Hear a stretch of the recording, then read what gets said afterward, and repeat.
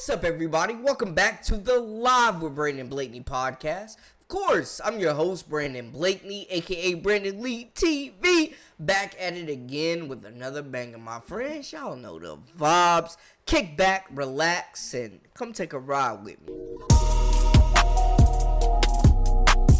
You are now locked into the Live with Brandon Blakeney podcast. Here is your host, Brandon Blakeney.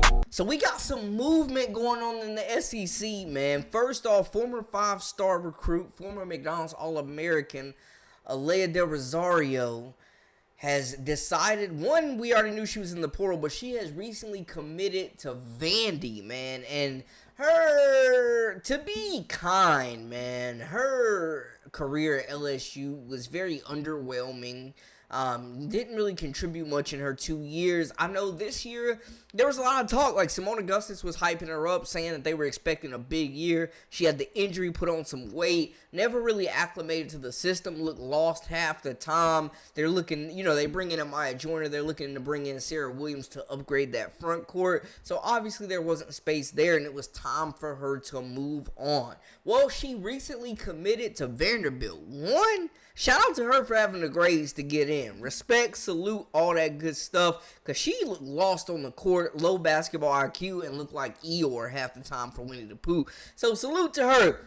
She will be joining Michaela Blakes, though, man, and Camille Pierre as well. Two of the top scorers in the country, two of the top, that dynamic duo was something that was special this year that helped elevate Vandy to new heights. And I think they're dangerous. They're a dangerous team moving forward. Now they have a 5 where Aalyah Rosario can definitely go in there and really just reinvent herself, man. 6'6", you can't teach that. The numbers weren't there. The development was not there. But Vanderbilt desperately needed some size on this roster, and she will easily be the biggest player there. And with them scoring all the points, that dynamic duo and that pick and roll, Michaela Blakes and Pierre, all she's going to have to do is go in there, catch and finish, block shots, rebound, and run the floor. So I think this is a good move for her, man.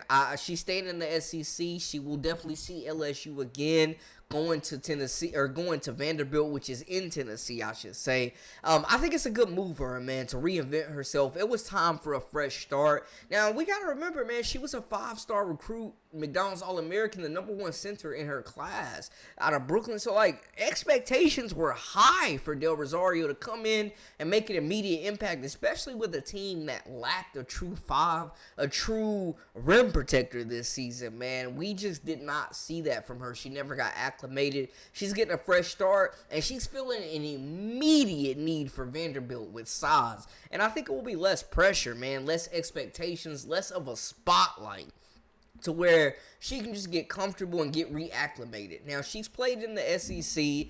Minutes dwindled, man. Freshman year, she really got some solid playing time. And, she showed promise, I think, her freshman year. But then the next year, sophomore year, it kind of really regressed, man. She went from 11.2 points per game, playing in 37 games, to only playing in 28, and getting dwindled down to 6.4 minutes per game.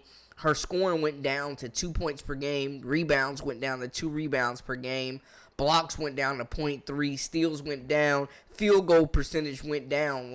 Everything pretty much went down. It was definitely time for a fresh start. And I know LSU fans were even getting frustrated, kind of trying to push her out the door and get her to clear that roster spot in that scholarship, because y'all know I like to mention, man, with LSU, there were several players getting free rides this year, and we've seen Del Rosario as well as Laster Poa transfer out, 2 players that have been around the program, that have competed, that were national champions, that, paid their dues, but really took a step back this season, man. And that's what we saw from Del Rosario. So I think just moving forward, she will have a chance to reinvent herself and show more of her game, man. I think she's still a talented prospect. Vanderbilt might be the place to unlock her, and this is a big move for the Commodores, a program on the rise with a relatively young head coach that made some waves in her first year, and now they're looking to turn that corner and be true competitors. They have a potential shot blocker, a potential glass eater and a big down low at 6'6", with still, she's just a junior, so still 2 years to develop into the player that LSU thought she was. So we will definitely see how that works out for her. Salute to Del Rosario getting a fresh start, though. On the other side, we had a player, Janiah Barker, who started in the SEC, moved to the Pac-12 slash Big Ten, I should say, with UCLA, won 6th Player of the Year in the Big Ten, and now is taking her talents to Tennessee, man. And shout out to Coach Kim Caldwell, bro. Like, her first year, they got a lot of talent returning, including Aalyah Cooper. I love Spearman with this group.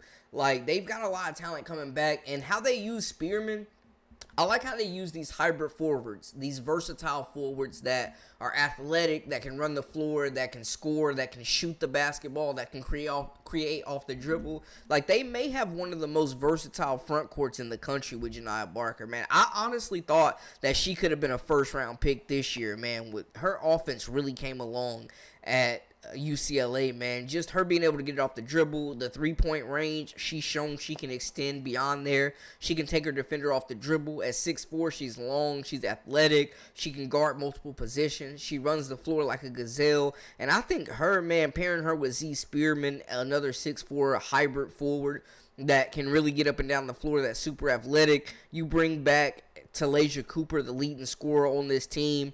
You bring back Ruby Whitehorn, who's a talented guard as well. You bring back, like, a lot of young talent. They're bringing in a really solid recruiting class as well. And I also, man, I love Kania Boyd as well. I think she could take a step forward. But this is a big get, man, because I really think that Barker's a WNBA talent right now. She could have definitely went pro this year, and I think been a top 15 pick in the first round. But now she's going to Tennessee, man, and Tennessee is loading up. They won some big games last year. They play a lot of bodies. They're looking to build that depth. They play fast. They play hard. They press the life out of you. They run. They shoot a lot of threes. And I think Barker is a match made in heaven for this system, man, because of her athletic ability, because of her versatility, because of her ability to score at all three levels. I think she could have a breakout, like, really big year. She was good enough to be a starter just about anywhere in the country. Was 6th Woman of the Year for UCLA, the #1 overall seed in the NCAA tournament. They saw a couple of players leave, man, like London Johnson's leaving. Aaron Salo, the freshman guard, committed to North Carolina. They lose Janiah Barker. They do bring in Sienna Betts, so I think they'll be fine regardless. But the fact is, though, Janiah Barker is an immediate impact type of player, man. I love her game. Just the fluidity, the finesse, her being able to post up back to the basket, hit the fadeaway. Like, she can spread the floor. She can take you off the dribble and finish. If you're slower, if you're a bigger big, if you're slow, she can blow right by you. She runs well in transition. She guards like 4 positions. Like, this is a major pickup, and I think just a perfect fit for her game. And it's exciting to see her return to the SEC, man. I think, in my opinion, man, Year 1, like, Coach Caldwell was building something special. They weren't sure if she was the right hire. She wasn't a part of that legendary Pat Summitt coaching tree. But she came in, she got it rocking Year 1. She established a culture in Year 1. She established confidence in these players, and they have a win-now mentality. So I think that will definitely be big for them, man. I honestly think this is one of the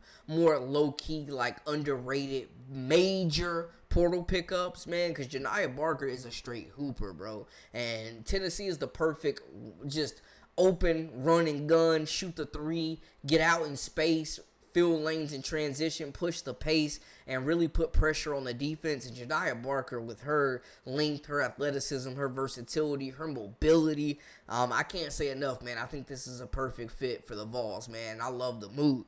Y'all let me know how y'all feel in the comments, though. That is a wrap for us. For all the latest and the greatest, I am Brandon Blakeney, a.k.a. Brandon Lee TV, your host. Make sure to hit that subscribe button, comment, like, share, all that good stuff, and join our memberships. We got exclusive content daily, weekly, whenever you need it. Until next time, my people, we out.